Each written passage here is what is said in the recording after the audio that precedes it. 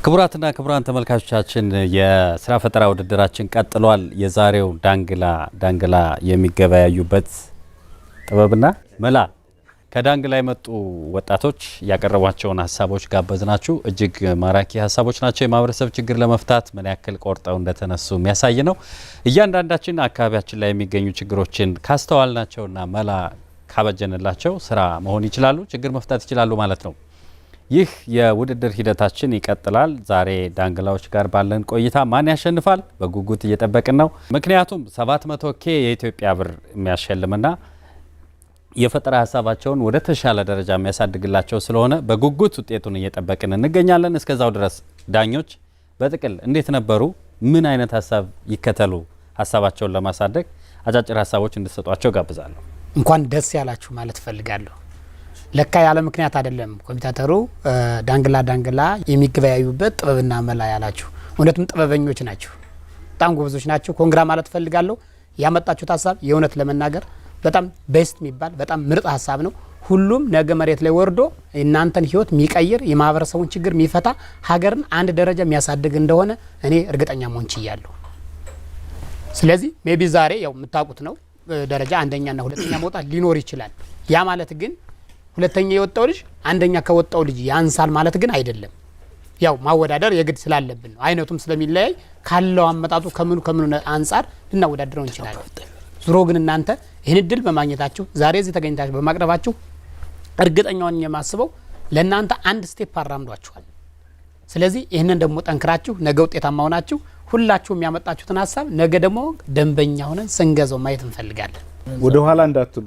ባታሸንፉም አደራ ምላችሁ በጣም ወርቅ የሆነ የአካባቢ አይዲያ ነው ይዛችሁት የመጣችሁ። የቻይና አይደለም፣ የአውሮፓ አይደለም፣ የኤዥያን አይደለም፣ የየሰፈራችሁን ጓዳ ነው ለማየት የሞከራችሁትና ባታሸንፉም ነገ ሌላ ጊዜ ነው።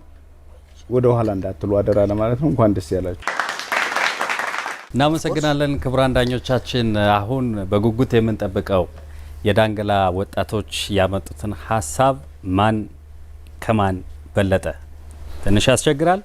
ወርቅ የሆኑና ወደ ተግባር ሊቀየሩ የሚችሉ ድንቅ የስራ ፈጠራ ሀሳቦች ዛሬ ተመልክተናቸዋል።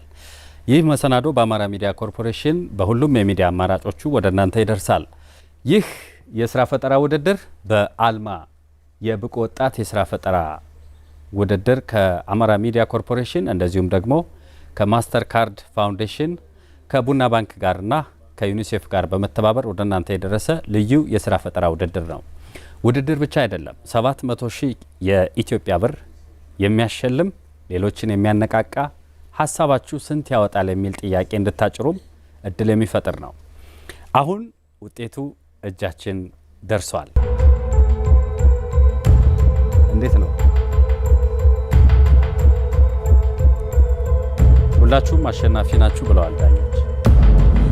ነገር ግን ከዳንግላ 9 ተወዳዳሪ ወጣቶች ሽልማት የሚያሸንፉት 3ቱ ናቸው።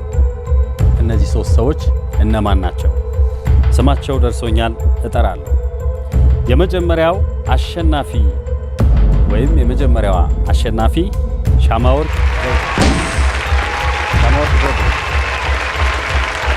ዘውዱ የእናቶቻችን ችግር አሁን ነዳጅ የፈጠረውን የሰዎች እንቅስቃሴ ገደብ ምላሽ ለመስጠት ቆርጣ የተነሳች ወጣት እንኳን ደስ አለሽ።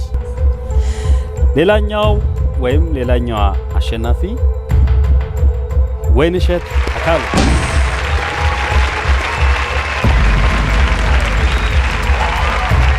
በመጨረሻም ከ9 ወጣቶች 3ኛ ሆኖ ወይም ደግሞ በ3ኛነት ያሸነፈችው ወይም ያሸነፈው መልካም ፈንታው።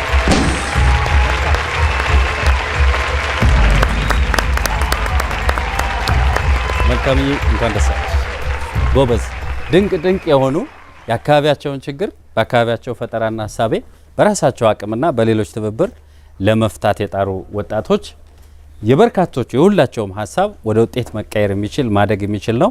የነሱ ደግሞ በዳኞች እይታ በቀላሉ ወደ ውጤት ይቀየራልና እነሱም ማህበረሰብን እና ሌሎችን ይጠቅሙበታል በሚል ተመርጧል። እንኳን ደስ አላችሁ። ይህ ተራ ውድድር አይደለም። 700,000 የኢትዮጵያ ብር የሚያሸልም ነው። ነገውኑ ስራ የሚያስጀምር በአይነቱ ልዩ የሆነና ፈጣኑ ምናልባትም በርካቶች ሀሳቦቻቸውን ስንት ብር ያወጣል ብለው እንዲያስቡ የሚያደርግ ልዩ የውድድር መድረካችንና ፕሮግራማችን ነው። የዛሬው የዳንግላ ወጣቶች የስራ ፈጠራ ውድድር በዚህ ተጠናቋል። ዳኞቻችን እናመሰግናለን። ደሳለኝ ክንዱ ከመላ ስቱዲዮ ባለሙያዎች ጋር በመሆን አጋፍረን ወደ እናንተ አድርሰናል። ጤና ይስጥልን።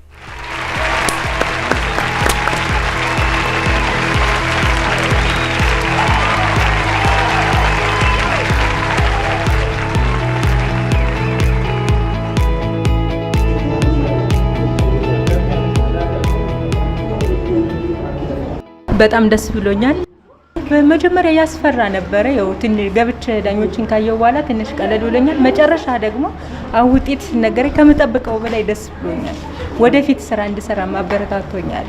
በጣም ደስ ብሎኛል። አሸንፊያለሁ። ውድድሩን ያው እንደጠበቁት አግኝቼዋለሁ። ዳኞችም ደስ የሚል አስተያየት ሰጥተውኛል። አሸናፊም ሆኛለሁ። ወደፊት ዳኞች የሰጡኝን አስተያየት ተቀብዬ ባሸነፍኩት መሰረት የመጣሁበት ወረዳ ላይ ይህን አገልግሎት ለህብረተሰቡ መስጠት እፈልጋለሁ። በጣም ደስ ብሎኛል። በቃ ውስጥ ያለውን ሀሳቤን በደንብ ስራ ላይ እንዳውለው ነው ዳኞቹም ያገዙኝ። በቃ ደስተኛ ነኝ።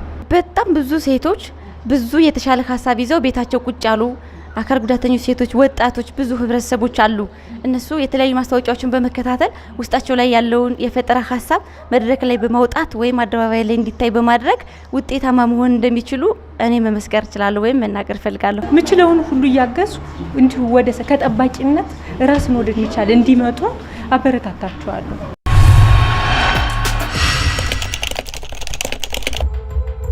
ምን ያህል ብር ነው የምፈልገው? ከዚህ 2,800,000 ብር 2,800,000 ይህን ስራ ለመስራት ያሰብኩት ከተማርኩት ትምህርት አኳያ ነው።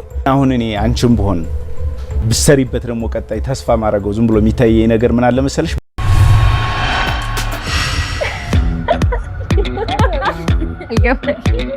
የቡና ባንክ ከስተመር ኦንቦርዲንግ መጠቀም ጀምረሻል? አዎ የቡና ባንክ የከስተመር ኦንቦርዲንግ አገልግሎትን መጠቀም ጀምሬያለሁ።